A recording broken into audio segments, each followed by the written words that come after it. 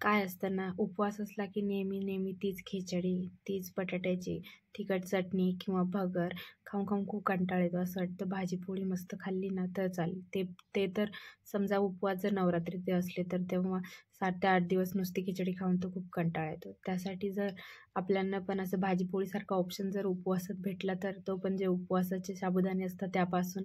चला तर मग आज बघूया आपण की आपण ही जी चपाती आहे ती साबुदाण्यापासून बनवलेली आहे आणि तुम्ही ही नवरात्रीमध्ये कुठल्याही भाजीसोबत जी उपवासाला चालते त्यासोबत तुम्ही खाऊ शकता. जसे की आमच्याकडे डांगराची भाजी चालते, त्यानंतर भेंडीची भाजी चालते उपवासाला किंवा साधी आपली उपवासाची चटणी.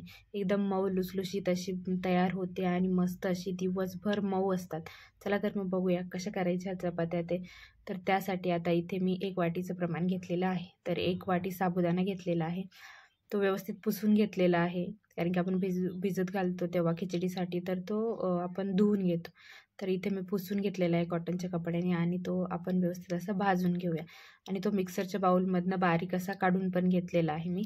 तर आता इथे भरपूर सारी कोथिंबीर घालायची आहे मस्त. आपण कसे भाजणीचे पराठे वगैरे करतो त्यासाठी जशी घालतो तशी. त्यानंतर मी इथे 2 बटाटे जे उकडून घेतलेले आहे.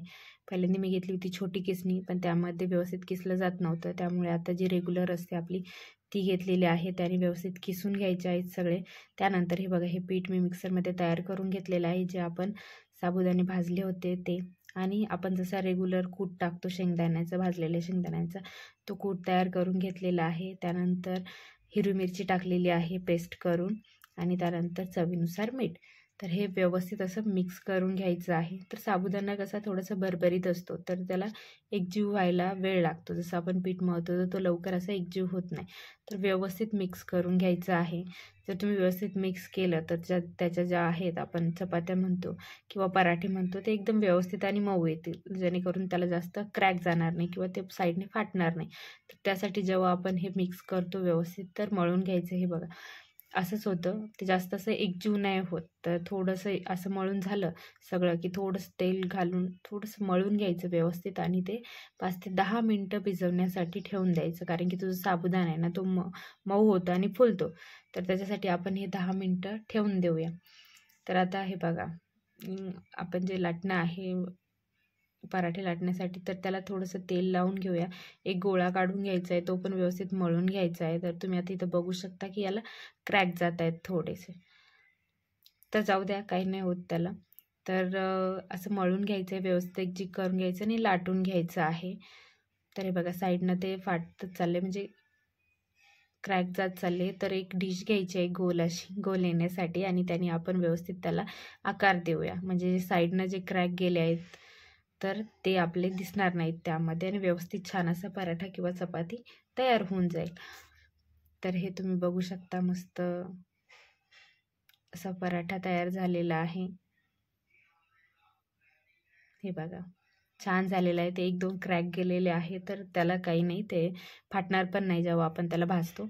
थोडंसं तेल टाकायचं आहे, त्यावरती व्यवस्थित गरम करून घ्यायचा आहे तवा आणि मस्त दोन्ही साईडने खरपूस होईपर्यंत भाजून घ्यायचं आहे. तर हे कसं आहे जास्त खरपूस म्हणजे जास्त कडक पण होत नाही. मस्त असे आपली जी चपाती असते ना त्याच्यासारखे मस्त असे मऊ लागतात. तर तुम्ही मी बोलली तशी मध्ये ज्या भाज्या करतात म्हणजे आमच्याकडे करतात डांगराची भाजी करतात, हिरवी चटणी टाकून शेंगदाण्याचा कूट टाकून किंवा भेंडीची भाजी करतात सेम हिरवी चटणी आणि शेंगदाण्याचा कूट टाकून. तर तसं तुम्ही त्याबरोबर खाऊ शकतात.